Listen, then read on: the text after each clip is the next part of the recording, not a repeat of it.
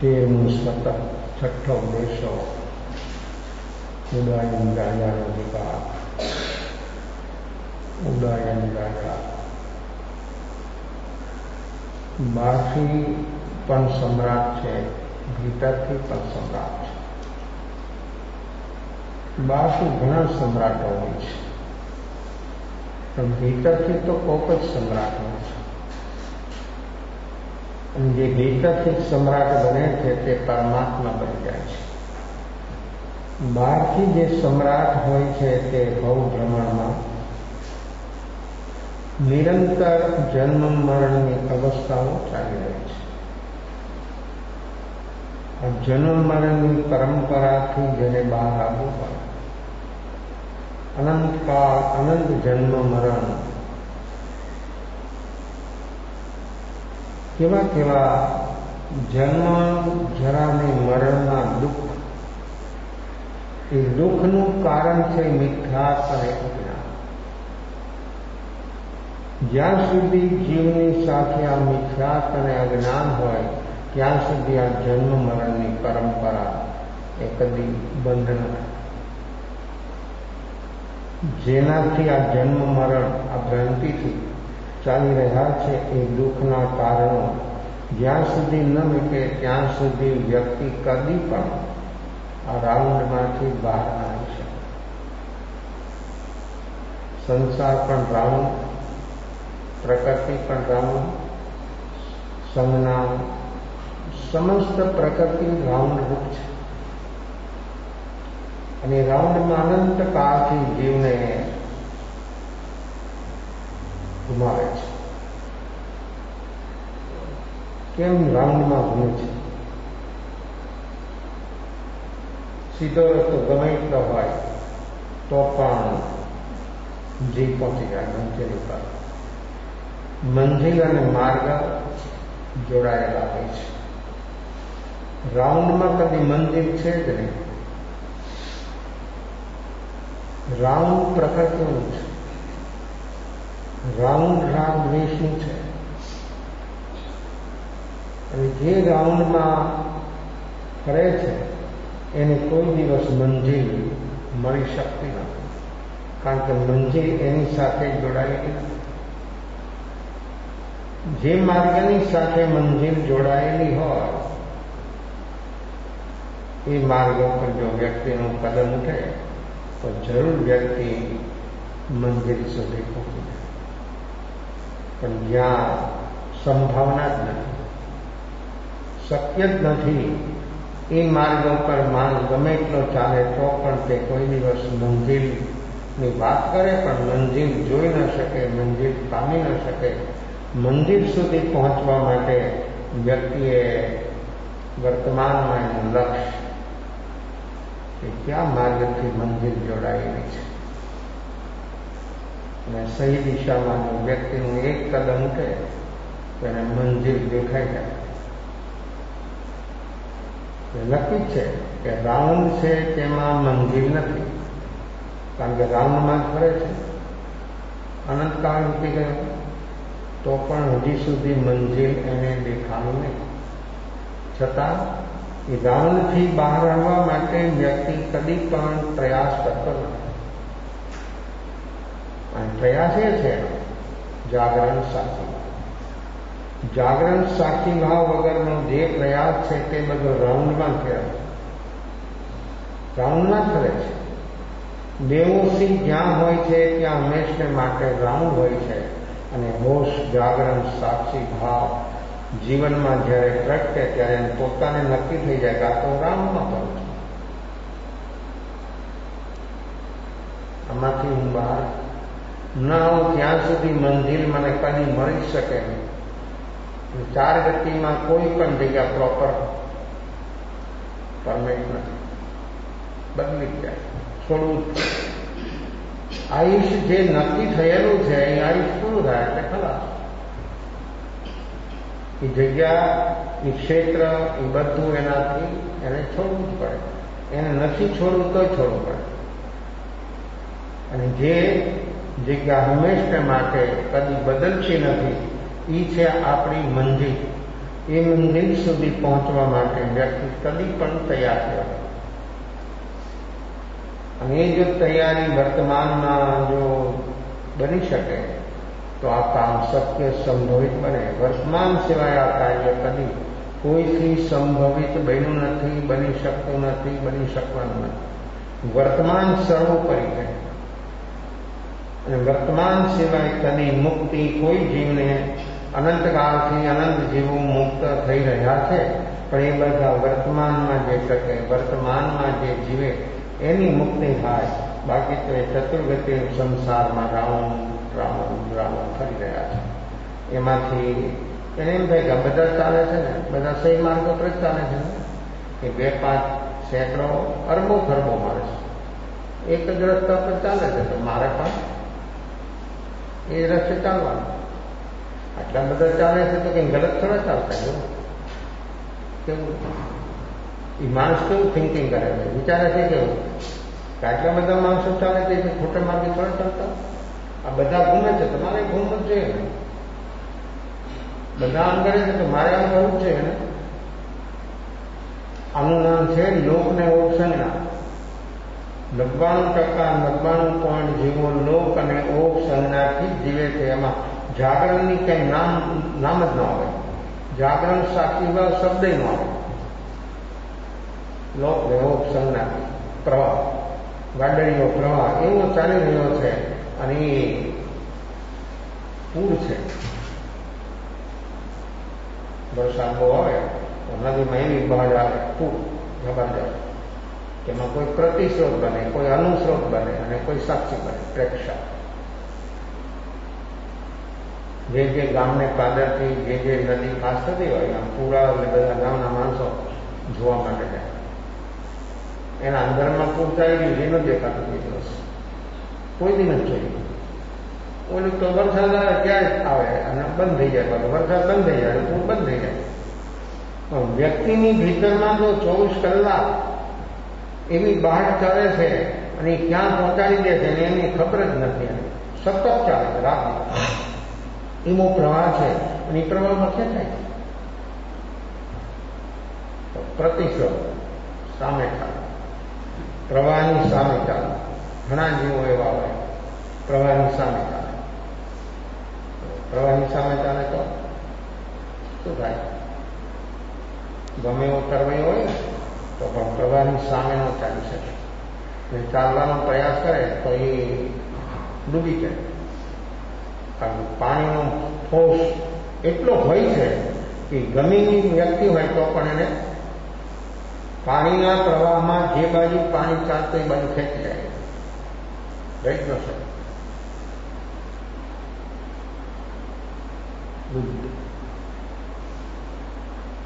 12 વર્ષ સુધી સાધના કરી મૂકે,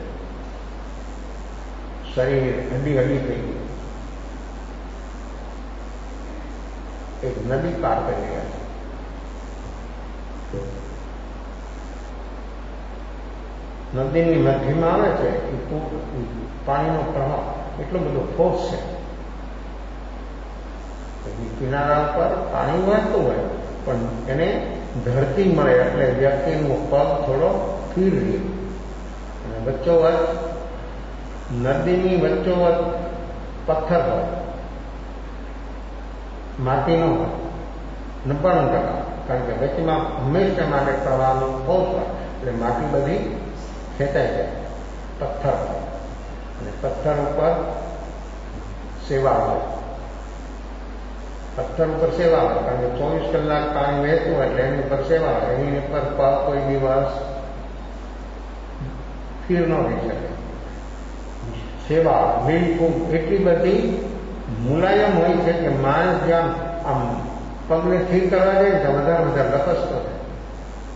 એટલે કોઈ પણ નદીની મધ્યમાં કદી પણ કોઈ પણ માણસ સ્થિર થઈ શકતો નથી, સ્થિર રહી શકતો જ નથી. કારણ કે નીચે સેવા જાય અને પાણીનો ફોર્સ છે.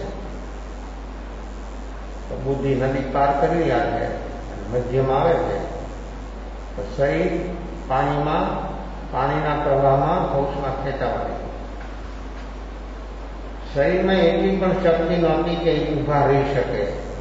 ચાલવાની તો વાત જ નથી, ચાલી તો શકાય નહીં, ચાલે એટલે ગોતું થાય. માણસે જેવો પગ ઉપાડ્યો એટલે પાણી તો ચારે બાજુ વહે છે, જેવો પગ ઉપાડે એટલે સીધું ગોતું અને પાણીની અંદરમાં એ ક્યાં પહોંચી જાય. એમ થયું કે નદી પાર થવી કઠિન છે, ખેંચાય. એક જળ મળી ગઈ અને ઝાડનું મૂળ મળી ગયું. આટલો પણ આધાર મળે તો એક મૂળિયું મળી ગયું તો પકડી લીધું, નિશ્ચિંત થઈ ગયા કે હવે આધાર મળી ગયો એટલે માણસને નક્કી થઈ ગયું કે હવે નહીં ખેંચાવ, હવે હું ડૂબી નહીં જાઉં. આ સંસાર સાગરમાં કોઈ એવો આધાર મળી જાય જીવને આત્માથી મુમુક્ષુ હોય એને મળે. બીજા તો ગલકા ખાઈ ગયા છે તો એમ ખબર નથી. આ ઉદયયોગ સંયોગની એવી અવસ્થા છે અને એવા એમાં ડૂબી રહ્યા છે એને કોઈ બહાર કાઢે એવું કોઈ સંભાવના જ નથી. પણ મુમુક્ષુ આત્માથી હોય એને જરૂર એવો આધાર મળી જાય અને એ વ્યક્તિ આ સંસાર સાગર થઈ જાય. બુદ્ધે નક્કી કર્યું કે હવે આ શરીરની ક્ષમતા છે નહીં, આ પાણીની અંદરમાં સ્થિર રહેવાની ક્ષમતા નથી, તો ઉદયના પ્રવાહમાં હું સ્થિર કેમ રહી શકું? આપણી કેટલી સ્થિરતા ઉદયમાં છે ને? પ્રવાહ 24 કલાક પ્રવાહ ઉદયનો દરેક જીવની અંદરમાં ચાલી રહ્યો છે, પણ વ્યક્તિની સ્થિરતા કેટલી? કેવી કેવી અવસ્થા બને છે. ઉદય જયારે સામે આવે નિમિત્તો, ઉદય તો રહે જ છે પણ નિમિત્તો થોડું રૂપે જયારે બહાર આવે ત્યારે વ્યક્તિની માનસિક અવસ્થા કેવી હોય? શું થાય? મનમાં શું થાય? સામે નિમિત્ત ઉપસ્થિત થાય અનુકૂળ પ્રતિકૂળ, ત્યારે માણસના મનની અવસ્થા શું થાય?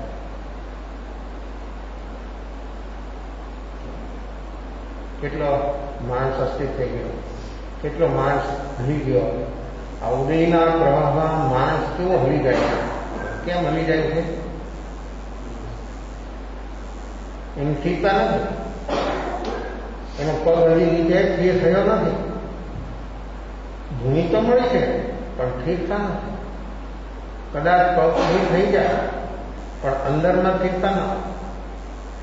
અંદરમાં જે વિહવળતા છે, ચંચળતા છે, એ તો ત્યારે જ માણસ સ્થિર બની શકે, એ રહી શકે કે જ્યારે એને બોધિ સમ્યક દર્શન પ્રાપ્ત થાય. ત્યારે ઉદયનો ગમે એવો કોષ આવે તો પણ એ માણસ ભીતરથી ન હલે. ધરતીકંપ થઈ જાય, ભૂકંપ આવે, શરીર હલી જાય પણ ભીતરમાં ન હલે, ભીતરમાં ભય ન લાગે. શરીર હલે, મકાન આખું હલે તો શરીરે હલે, પણ જેની ઉપર એ બેઠો છે જમીન ઉપર, જમીન જ આખી હલે તો એ શરીરે હલે પણ અંદરમાં ન હલે. આ બોધિનું બેજ કેવું છે? આ બોધિ સમ્યક દર્શન એનું બેજ કેટલું સોલિડ છે, કેટલું મજબૂત છે કે ગમે મુલકાપાત થઈ જાય ને તો પણ વ્યક્તિ ભીતરથી ન હલે. આ છે બોધિ, આ છે સમ્યક દર્શન. આવું આ બોધિ સમ્યક દર્શન જીવની અંદરમાં જ્યારે આવી સ્થિરતા, ભીતરની સ્થિરતા, અને એ જ્યારે ભીતરની સ્થિરતા તો ત્યારે જ આવે વ્યક્તિ નિર્વિકલ્પ બને. તો જ્યાં સુધી વિકલ્પ છે ત્યાં સુધી વ્યક્તિ અસ્તિત્વ ચલાયમાન. વિચારરૂપ અવસ્થા જ્યાં સુધી ચાલે છે આપણા મનની અંદરમાં ત્યાં સુધી વ્યક્તિ હંમેશા માટે વિહવળ જ હોય છે અને એ વિહવળતામાં વ્યક્તિ કદી પણ સ્વરૂપ સુધી પહોંચી ન શકે. એની સ્થિરતા છે અને એ છે વર્તમાન. એ વર્તમાન, અને વર્તમાન ત્યારે જ કહેવાય કે માણસ નિર્વિકલ્પ બને ત્યારે વર્તમાન, બાકી ભૂતભાવ. પછી વ્યક્તિને એને મહેસૂસ થતું હોય કે ન થતું હોય ભૂત, કે હું ભૂતકાળને રચું છું કે ભાવિની કલ્પનાઓ કરું છું, એને ખબર ન હોય પણ ચાલે છે વ્યક્તિ વિકલ્પ છે એટલે નક્કી છે કે વ્યક્તિ ભૂતભાવીમાં છે. વિકલ્પથી વ્યક્તિ ઉપર ઉઠી જાય એટલે નિશ્ચિત થઈ ગયું કે વ્યક્તિ વર્તમાનમાં છે અને વર્તમાનમાં જેવી વ્યક્તિ સ્થિર થઈ ગઈ એટલે ભૂતભાવીથી મુક્તિ થઈ ગઈ. ઉદયભાવથી મુક્તિ મુક્ત વ્યક્તિ ઉપર ઉઠી ગઈ એ કેટલો સ્થિર બની ગયો. આવી સ્થિરતા વ્યક્તિમાં જ્યાં સુધી ન પ્રગટે, ન આવે ત્યાં સુધી શું થાય? ત્યાં સુધી આ સંસાર સાગર પાર કેવો સંસાર છે, કેટલો વિષમ આધી આ સંસાર એને પાર કરવો છે.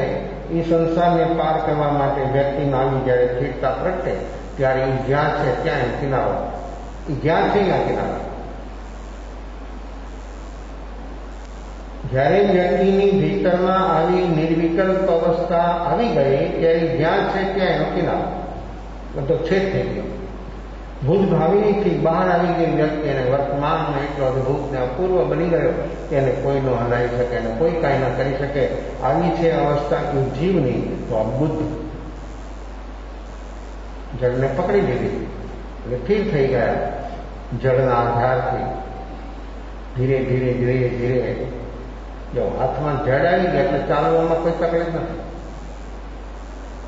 એ જ પાણી છે, એ જ ક્ષેત્ર છે, પણ જળ હાથમાં આવી ગયા એટલે ચાલવામાં એને કોઈ તકલીફ નથી થતી. એ ચાલુ જ છે. પતી ગયા તમે પાક મધ્યમાંથી થોડા આગળ ચાલી ગયા એટલે પાણી પછી એકદમ ઠોસ એનો કમ થઈ ગયો અને પછી તો નીચે જમીન રેતી આવી ગયા એટલે પગ એનો થોડો ફીટ થઈ ગયો, નીકળી ગયા બહાર. 7 જણા હતા, બુદ્ધ થઈને 7 જણા હતા. કિનારે પહોંચી ગયા.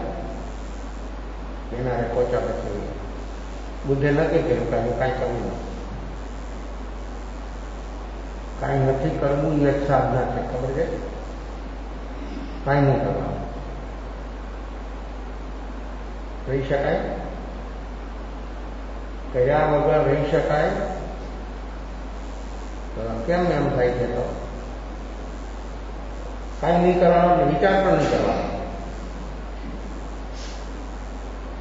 વાણીનું મૌન, મનનું મૌન અને શરીરની સ્થિરતા, કાંઈ નહીં કરવાનું. કાંઈ નહીં કરવું એ જબરદસ્ત પુરુષાર્થ છે.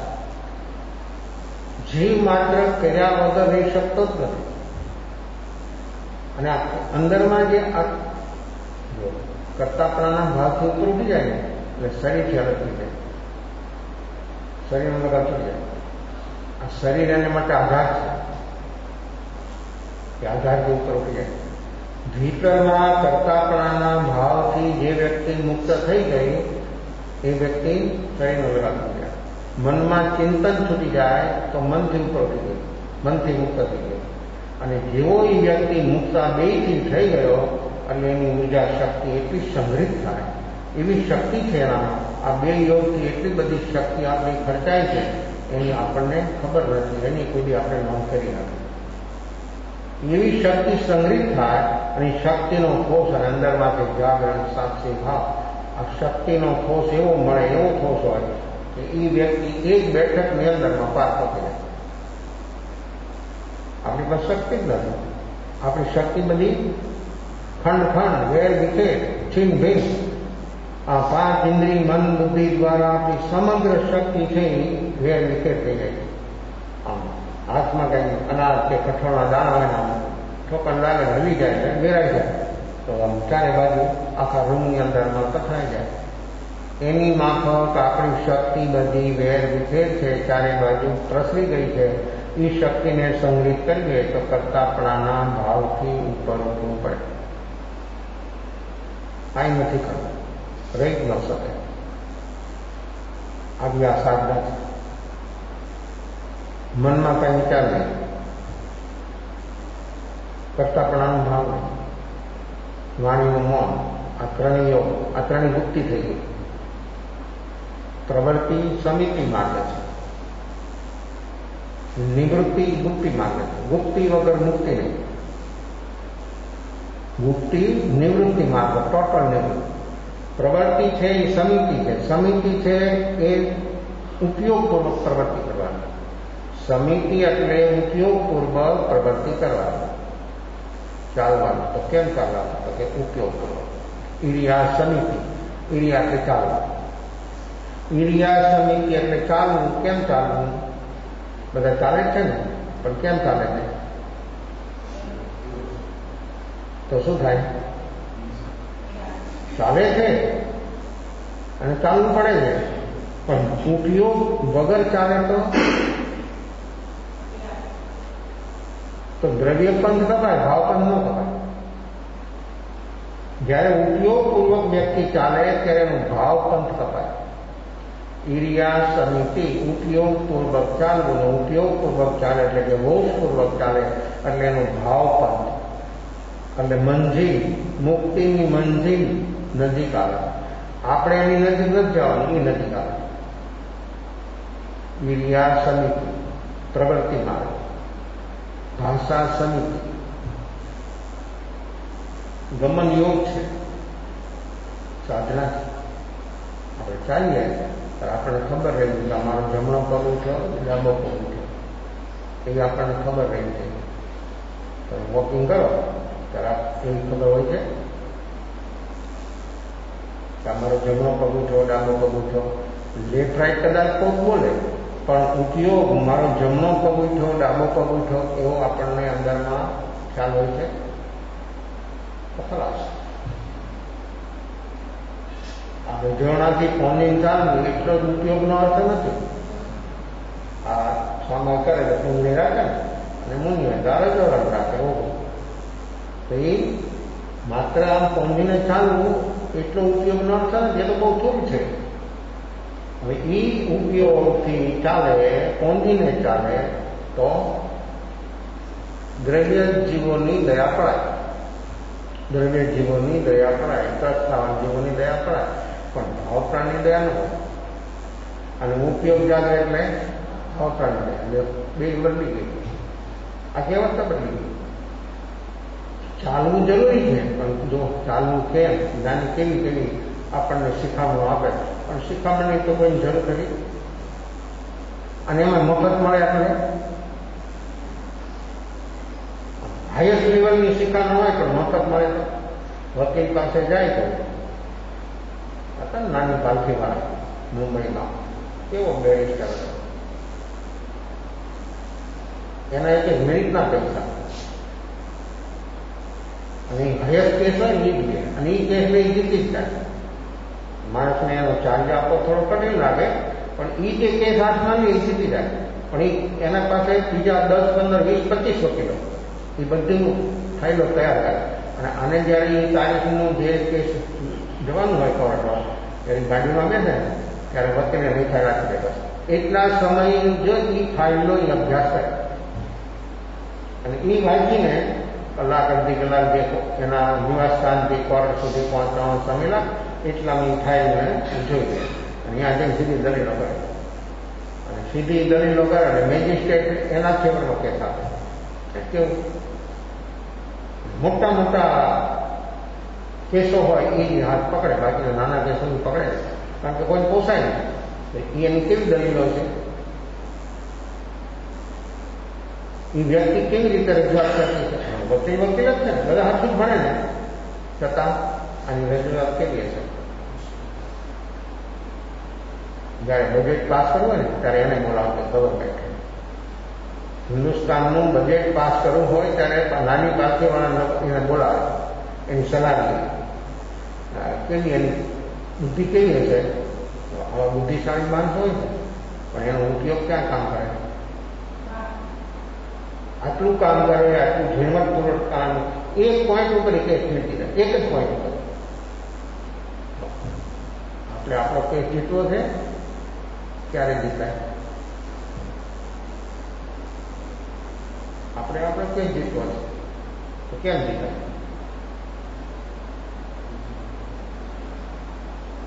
દરેકનો કેસ છે, દરેક વ્યક્તિ કેસવાળી છે.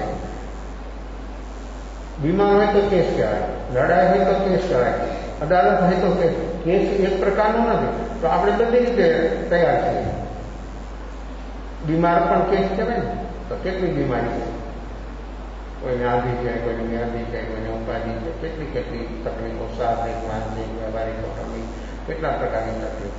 એ કેસ ડોક્ટર કે કેસ કાઢો, પેલા જવા તેની વિધિ કેસ કાઢો, કેસ કાઢી દે, પછી તપાસે નંબર લાગે છે. તો આ બીમારી એ પણ એક કેસ છે. તો આ ભીતરના આ જે અદાલત છે એ બીમારી છે, એ પણ એક કેસ છે. તો આવી રીતે આવી અનેકવિધ અવસ્થાઓ જીવનમાં ચાલી રહી છે. એમાંથી આપણે બહાર આવવું, એ કઈ રીતે બહાર આવવું?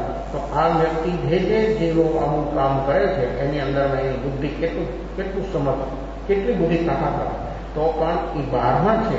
ભીતરમાં એનું કામ, પોતાનું કામ નથી થતું. પોતાનું કામ તો વ્યક્તિને ત્યારે જ થાય. એ પણ કહે છે કે પોતાનું કામ ન કરી શકે એમ નહીં, એ જલ્દી કરી શકે. જેની બુદ્ધિ તીક્ષ્ણ હોય એ વ્યક્તિ તત્વને એટલી બધી ઝડપથી સમજી શકે. ત્યારે જેની બુદ્ધિ થોડીક ફૂલ હોય ને, એ વ્યક્તિની એક જ વાત, એક વાર, બે વાર, ત્રણ વાર કેમ ત્યારે માન ચાલમાં શું કહેવાનું, ત્યારે જેની તીક્ષ્ણ બુદ્ધિ હોય ને એ આમ સાંભળે ને ત્યાં સમજી જાય કે આ શું કહેવામાં આવે છે. એટલે બુદ્ધિ સાધન છે. મન, બુદ્ધિ, ઇન્દ્રિયો બધા સાધન, પણ એની તીક્ષ્ણતા ક્યારે આવે? એ માણસ એટલો સજાગ હોય ત્યારે. નહીં તો આ ઠીક છે, તો એની બુદ્ધિ બધી સ્થૂળ બુદ્ધિ બની જાય. તો આવી તીક્ષ્ણ બુદ્ધિની વ્યક્તિઓ હોય, એકવાર વાંચે કે એકવાર સાંભળે, યાદ રહી જાય, તો જ્યારે એને લગન રુચિ સ્વરૂપની લાગે ત્યારે એ વ્યક્તિ કેટલી સ્વયંમાં તૈયાર થઈ જાય, કેટલી ઝડપથી સ્વયંમાં કામ કરવા તત્પર બની જાય. તો બુદ્ધિ નક્કી કરી કે કાંઈ નથી કરવું. પહોંચી ગયા સામે કેના 7 જણા હતા, 6 જણા એને સામે બુદ્ધિ આમ કહી ગયા કાંઈ કરવું નથી. અને 6 જણાએ નક્કી કર્યું કે આ બુદ્ધ છે ને ભ્રષ્ટ થઈ ગયા, હવે આની સાથે ન રહ્યા. કેવી માન્યતાઓ, જીવોની કેવી માન્યતાઓ હોય છે, અને આવી બધી માન્યતાઓથી જીવ જ્યાં સુધી જીવે રહે ત્યાં સુધી એનું કામ છમ્યા જાય. બુદ્ધ કિનારે એક ઝાડ નીચે બેસી ગયા, નક્કી કરે કાંઈ નહીં કરે. 12 વર્ષ સુધી જેની પાસે ગયા અને જેને જે બતાવ્યું એવું કહ્યું કે સામાન્ય કહેવું પડ્યું કે અમારી પાસે આનાથી વિશેષ કોઈ સાધના નથી, આ પાર ઉતરી જાય. છતાં એને ઉપલબ્ધિ ન થઈ. 12 વર્ષ ઘણાની પાસે ગયા પણ એને ઉપલબ્ધિ ન થઈ.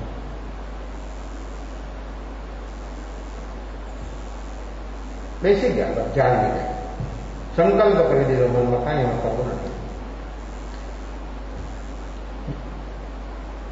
દિવસ પાસ થઈ ગયો, નથી ખાધું, નથી પીધું, કાંઈ લેવા નહીં લેવા. જંગલ છે,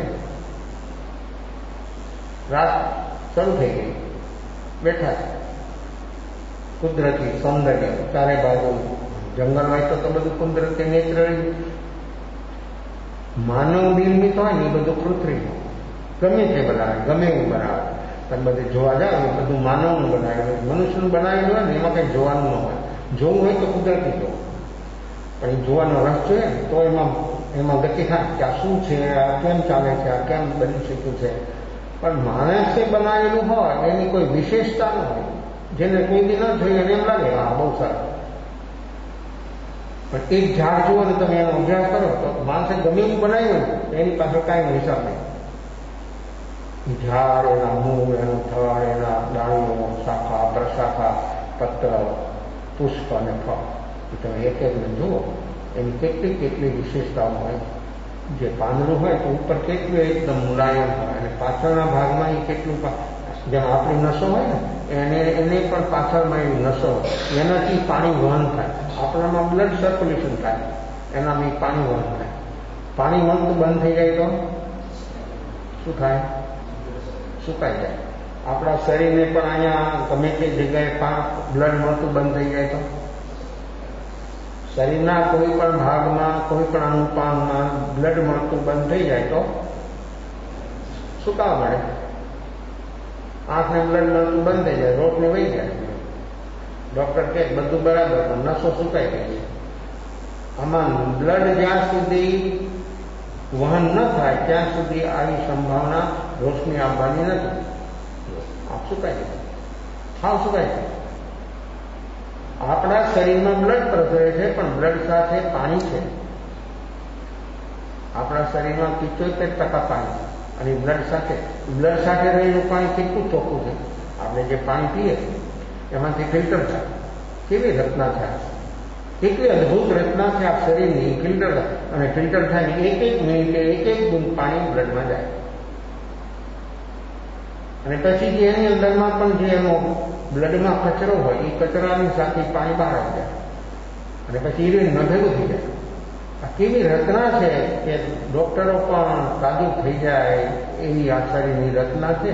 તો આપણા શરીરમાં 75% તો પાણી છે. બેસી ગયા, નક્કી થઈ ગયું કાંઈ કરવાનું નથી, ઓલા 6 ગયા આગળ 2-4 કિલોમીટર જઈ બેસી ગયા, જોવે છે નેચરલી વાતાવરણ. એટલી પ્રસન્નતા છે અંદરમાં કે જેની કોઈ સીમા નથી. રાત્રિ શરૂ થઈ ગઈ, શાંત સન્નાટો, જંગલ, હવાર શાંતિ, ચંદ્ર તારાઓ એનો પ્રકાશ બેઠા છે. સામે જે આવે છે અવસ્થાઓ એને જોયા કરે, એવું જોવે છે. છેલ્લો તારો ડૂબી ગયો છે. અને ભોર સવાર થવાની તૈયારી છે એવે સમયે છેલ્લો તારો ડૂબી ગયો છે. ત્યાં સામે બેઠા છે, જોવે છે. ધ્રુવનો તારો 4-3 વાગે ઉગે રોજ, 4-5 વાગે ઉપર ઘણું આવી જાય અને બપોરના 12 વાગે સૂર્યની સાથે 1 ફૂટ દૂર હોય હંમેશા માટે. સૂર્યથી 1 જ ફૂટ દૂર હોય ત્યારે જોઈ શકાય. બપોરના 1 વાગે, 2 વાગે, 12 વાગે સૂર્યથી 1 ફૂટ દૂર હોય ધ્રુવનો. આ રોજ 3 વાગે ઉગે, 4 વાગે બહાર આવી જાય, 5 વાગે ઘણો બહાર આવી જાય. અત્યારે શુક્રનો તારો પણ બહાર છે. છેલ્લો તારો ડૂબી ગયો છે, જોવે છે. આંખ બંધ થઈ ગઈ, નિર્વિકલ્પ થઈ ગયા, ડૂબી ગયા ભીતર. હવે તારો ડૂબી ગયો છે, આમ ભોર થવાની તૈયારી થઈ રહી છે. એવા ડૂબી ગયા, નિર્વિકલ્પ.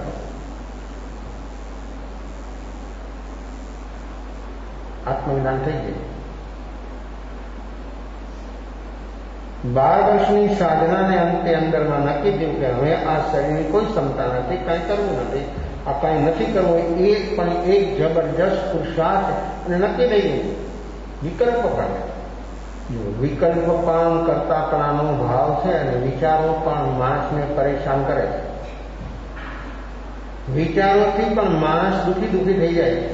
પોતાના વિચારોથી જ વ્યક્તિ કેટલો પરેશાન થઈ જાય છે. ટેન્શન, તણાવ કેટલા વધી જાય. આપાધાપી, શીલ કેટલું ચાલે. વિચારો મુક્ત ડૂબી ગયા ભીતર. આત્મજ્ઞાન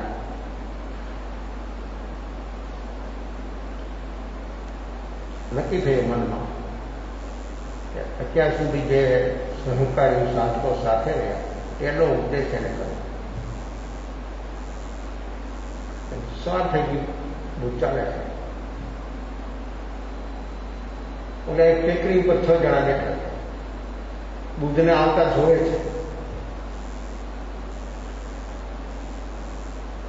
જો જ્ઞાન થઈ જાય ત્યારે એમ દિવસ હોય કે રાત બધું, જેમ આપણને અત્યારે દિવસે દેખાય ને ત્યારે જ્ઞાનીને એનાથી સારું ચોખ્ખું રાતમાં દેખાય. આપણે તો પ્રમાણથી ચાલીએ છીએ, આપણા ચાલવાનું હોશ નથી એટલે આપણે ખબર નથી. તો ચાલવું એક સાધના છે, ગમન યોગ છે. હોશપૂર્વક વ્યક્તિ ચાલતી કે જમણો પગ ઉઠો, ડાબો પગ ઉઠો, એવા હોશથી માણસ ચાલે અને ચાલતા માણસ નિર્વિકલ્પ બની શકે. આ ઈરિયા સમિતિ, પહેલી ઈરિયા સમિતિ, આ 5 મહાવ્રત અને 5 સમિતિ, 5 સમિતિ પંચ મહાવ્રતને સહયોગી છે.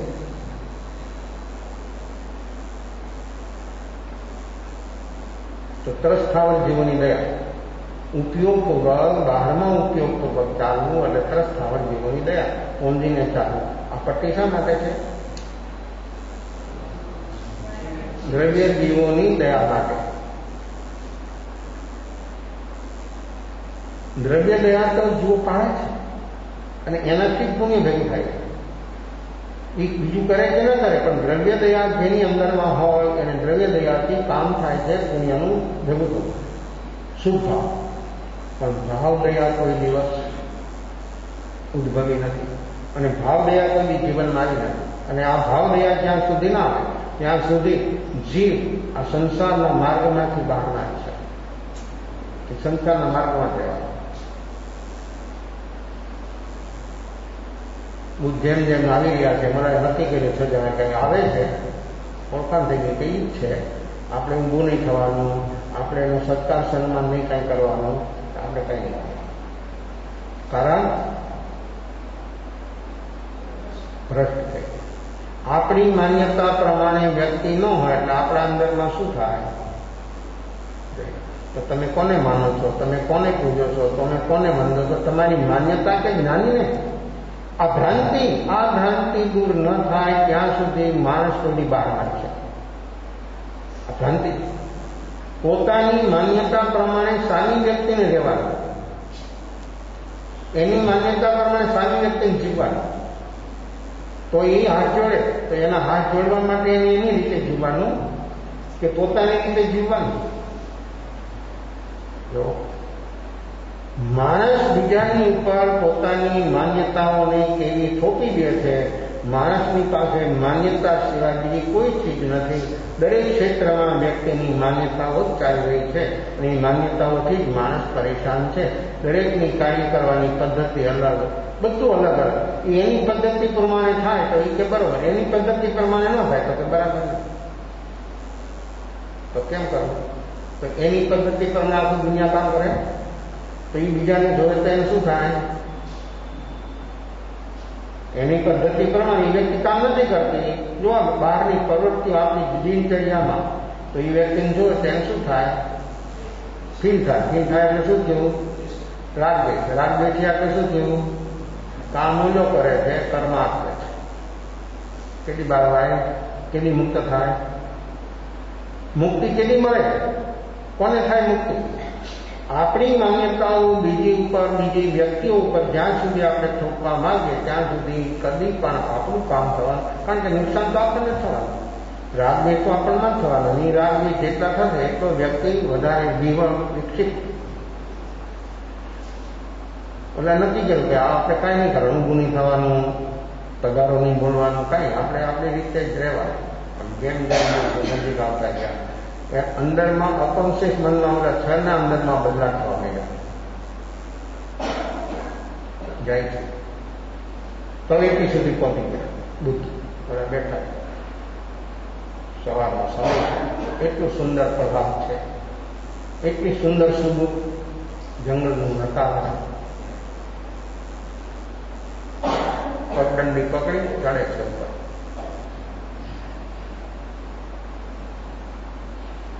ઉપર પકડી ઓલા છે નક્કી કર્યું તો ઊભું સહજ ઉભા થઈ જાય છે. એવું બધું હાથ નતા જોડો, હાથ જોડાઈ જાય. કેમ થયું આવું? કેમ? બુદ્ધ તો એમ જ હતા. અને બુદ્ધે નક્કી કર્યું કે સાથે રહ્યા છે અત્યાર સુધી તો પેલા એને ઉપદેશ કરો. આસન આપ્યું, એના પર બેઠા. બુદ્ધ 6 જણાને એમ દેખાવા મળ્યું કે આનામાં કઈ બદલાવ થઈ ગયો છે.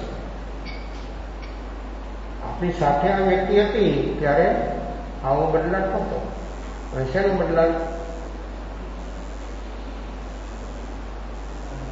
શું બદલ્યું એનું?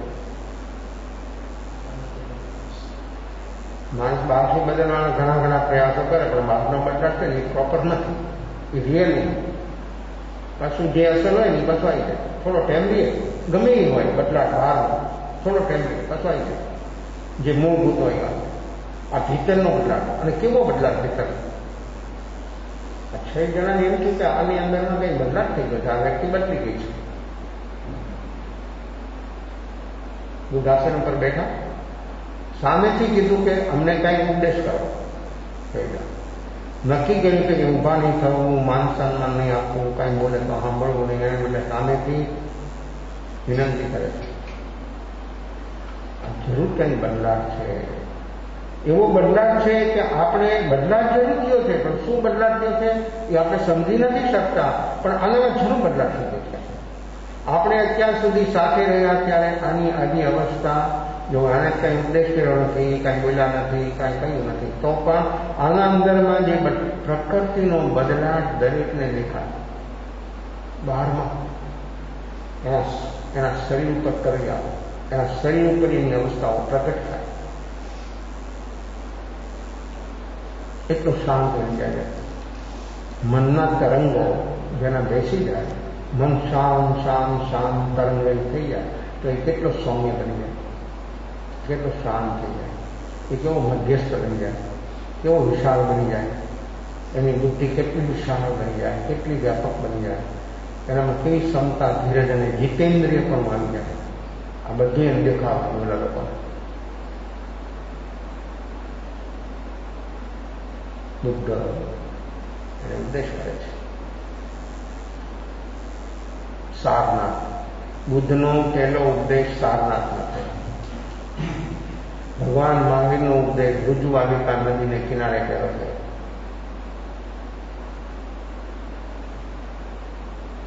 આ ઉપદેશ 6 જણા જતા હતા અને બીજા એવા દેવો પણ લાલાયિત થઈ જાય છે. કોઈ પણ વ્યક્તિની અંદરમાં જયારે આવી ઘટના, આંતર ઘટના જયારે ઘટે છે, આંતરનો બદલાવ જયારે થઈ જાય ત્યારે દેવો લાલાયિત થઈ જાય છે. દેવોને એમ કહે છે કે આહા, આ વ્યક્તિમાં આવી ઘટના ઘટી ગઈ. બ્રહ્મા વિષ્ણુ મહેશ જે મહાદેવો કહેવાય છે જગતમાં, એ બધા એની પાસે આવી જાય. એ એને વિનંતી કરે, કે આપ કંઈક ફરમાવો અમારા હિત અને કલ્યાણ માટે. આ દેવ નહીં, દેવના દેવ મહાદેવ, પરમ દેવ, વિતરાગ દેવ, સંપૂર્ણ રાગ દ્વેષથી જે આત્મા મુક્ત બની જાય પછી કોઈ પણ હોય તો એ વિતરાગ બની જાય છે, જીન બની જાય છે. રાગ દ્વેષને જીતે તે જય, રાગ દ્વેષથી ઉપર ઉઠે તે જય. જ્યાં સુધી કોઈ પણ હોય, ક્ષેત્ર કોઈ પણ હોય, પરિવાર કોઈ પણ હોય, રાગ દ્વેષથી ઉપર ઉઠી જૈન બની શકે અને રાગ દ્વેષ ટોટલ ખતમ થાય એ વિતરાગ બને. પછી શુદ્ર કેમ નથી તો પણ એ પરમાત્મા બની શકે. કારણ કે આત્મા કઈ શુદ્ર નથી, આત્મા ક્ષત્રિય નથી, આત્મા વૈશ્ય નથી, આત્મા બ્રાહ્મણ નથી, આત્મા આત્મા છે. જન્મ ઊંચની છોડમાં કર્મ મુતાબક જીવનો થાય છે, પણ કર્મ મુતાબક જીવનો જન્મ થયો તો કર્મથી તો વ્યક્તિ ઉપર ઉઠી શકે છે. કર્મ ગમે તેવા હોય, ગમે તેટલા હોય તો પણ એને ખતમ કરી શકે છે. ત્યારે એ આત્મા પરમ બ્રહ્મ પરમાત્મા બની જાય. ત્યારે પછી નથી જીવાત્મા, નથી સંસાર, શરીર હોવા છતાં એ પરમાત્મા, દેહધારી પરમાત્મા. આવી ઘટના ભીતરમાં જયારે ઘટે છે ત્યારે આત્માની અંદર અદભુત જે અંદરનું ઝવેરાત, અંદરનો જે વિપુલ ખ્યાલ એ બહાર પ્રગટ થઈ જાય. જેવો વિનંતી કરે, ઉપદેશ કરે છે. જીવને, કોઈ પણ જીવ હોય, ગમે તે અવસ્થામાં, જીવને 2 ચીજ પ્રિય છે, જીવન અને સુખ. એટલે ભગવાન મહાવીરે આચાર્ય સૂત્રની અંદરમાં પ્રથમ વાત એ કરી, સુહસાયા જીવ્યુકામાં. આ સમગ્ર જીવોને જીવન પ્રિય છે, સુખ પ્રિય છે, મૃત્યુ કોઈ ચાહતું નથી, દુઃખ કોઈ ઈચ્છતું નથી. જીવન ચાહે છે, સુખ ચાહે છે, જીવ માત્ર.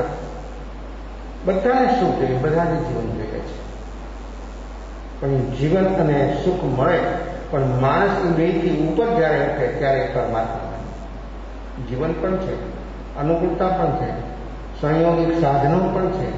બધા સાધનોની વચ્ચે રહે અને માણસ જો એનાથી ઉપર ઉઠી શકે તો એ આત્મા પરમાત્મા તરફ એનું પ્રયાણ થાય. આ છે ઈર્યા સમિતિ. સ્વરૂપ તરફનું પ્રયાણ થાય ત્યારે ઈર્યા સમિતિ. જ્યાં સુધી સ્વરૂપ તરફનું પ્રયાણ ન થાય ત્યાં સુધી સંસારમાં જે રાઉન્ડમાં ઘૂમે. ઈર્યા સમિતિ ભાવ પંથ એનો કમ થાય અને પરમાત્મા તરફ એનું પ્રયાણ થાય. આવી છે ઈર્યા સમિતિ. તો એ દ્રવ્ય દયા સાથે સાથે ભાવ દયા, એની ભાવ દયા જ્યારે ભીતરમાં પ્રગટે છે ત્યારે આત્મા પરમાત્મા 100% પરમાત્મા બની જાય. ભાવ દયાથી ભીતરનો પંથ કપાય, દ્રવ્ય દયાથી બહારનો પંથ, અને બહારનો પંથ જે કપાય છે દ્રવ્ય દયા એ પુણ્ય, જેનાથી અનેક વિપુલ સાધનો. દ્રવ્ય દયાથી જીવને લાંબુ આયુષ્ય, પૂર્ણ ઇન્દ્રિય, નિરોગી શરીર, બધા પ્રકારના સાધનો અનુકૂળ. આ જીવને દ્રવ્ય દયાથી બધું મળે છે. અને ભાવદયાથી જીવને મુક્તિ નિર્વાહ. દ્રવ્ય દયા એટલે પુણ્ય અને ભાવદયા એટલે ધર્મ, સ્વભાવરૂપ આત્મધર્મ. આ પૂર્ણ રીતે ભાવ પ્રાણની દયા ત્યારે જ બને કે જીવમાં સમ્યક દર્શન, સમ્યક જ્ઞાન અને સમ્યક ચારિત્ર અને સમતિ સાહેબ ચારિત્ર યથાખ્યા અને જ્ઞાન કેવળ આ બને ત્યારે આત્મા પોતાના ચારે ચાર ભાવ પામે પૂર્ણ રીતે ખીલી જાય અને એ છે પરમાત્મા. ભાવ પ્રાણનું પૂર્ણ બનવું તે છે પરમાત્મા પણ. અને આવું પરમાત્મા પદ અનુભવવું હોય તો વ્યક્તિને સમ્યક દર્શનથી શરૂ થાય અને વિતરાગ એ પૂર્ણ થાય. જો વર્તમાનમાં આ શક્ય સંભવિત વસ્તુ બની શકે છે, પણ જો માણસ પ્રયાસ કરે, વર્તમાનમાં જીવવાનો જો એનો પ્રયાસ હોય તો એનું આ કાર્ય થઈ શકે. ઉપદેશ કરે છે જીવને સુખ પ્રિય છે, જીવન જોઈએ છે. માત્ર બહારનું સુખ શરીર મન તક પહોંચે, ભીતરનું જે છે એ દુઃખના કારણો મીટે ત્યારે સુખનો, સહજ સુખનો, સ્વભાવ સુખનો અનુભવ જીવને ક્યારે થાય કે ભીતરમાં દુઃખના કારણો મીટી જાય ત્યારે સ્વભાવનું સુખ, આત્માનું સુખ, સહજ સુખ એ એને અનુભવમાં આવે. ઉપદેશ સાંભળે છે 6 જણા, રોજ સાંભળતા હતા પહેલા, દુઃખ બોલતા હતા રોજ. પણ આજે આ 6 જણાને એમ લાગ્યું કંઈક નવીન ચીજ છે. આજે કંઈક નવું છે. એમનું નામ તો ગૌતમ સિદ્ધાર્થ હતું. સાધનાની ઉપલબ્ધિથી બુદ્ધત્વ પ્રાપ્ત થયું. એટલે બુદ્ધાનંદ મોયાનમ તાનમ મોયાનમ બોલો તો એ બુદ્ધત્વ એ સાધનાની ઉપલબ્ધિ છે. જ્ઞાનનું પ્રગટવું તે બુદ્ધપણું છે. શ્રદ્ધાનું પ્રગટવું તે બુદ્ધપણું છે. સ્વરૂપમાં સ્થિર થવું તે બુદ્ધત્વ છે. અને આવું સંસારની અંદરમાં જીવ પૂર્ણ રીતે જ્યારે એનું જાગરણ સાક્ષી ભાવ બને ત્યારે આવું બુદ્ધત્વનો અનુભવ એ વ્યક્તિને વર્તમાનમાં થયા વગર રહી ન શકે. 6 જણા સોચે છે કે કંઈ નવું છે, કાંઈ જરૂર નાનામાં ઘટના ઘટી છે. આનું બધું બદલાઈ ગયેલું લાગે છે.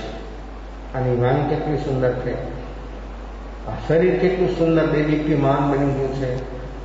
જે અંદરમાંથી પ્રકૃતિનો ક્ષય થવાથી મનની, વાણીને અને શરીરની સહજ અવસ્થાઓ બદલી શાંત બની જાય.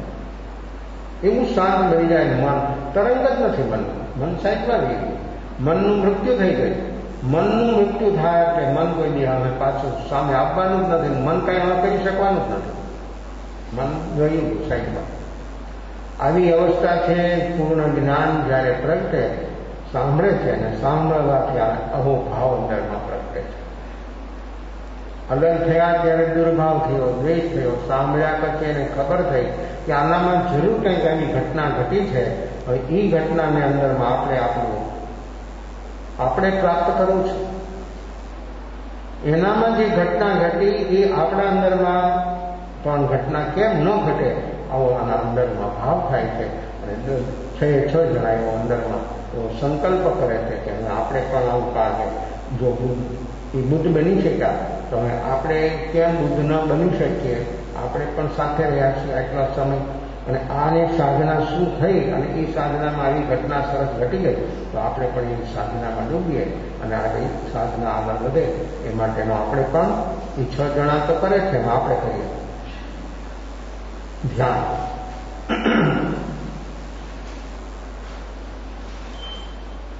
आँख बंद, होंठों बंद, कमर और गर्दन से लगाव देखना, शरीर और मन स्वस्थ बना देना, मन और शरीर में कोई तनाव, टेंशन न रहे, शरीर और मन रिलैक्स कर देना, सहज चलता हुआ श्वासोच्छ्वास को साक्षी भाव से देखने का प्रयास, श्वास लेते समय नासिका द्वार पर ठंडा में से सोना, श्वास छोड़ते समय गर्म में से सोना, मन भूल में चला जाए तो पूर्ण श्वास, दीर्घ श्वास, 1 2 3 श्वास लेते ही मन वापस आ जाएगा, सावधानी से काम करें, सजागता के साथ काम करें, लगन के साथ काम करें।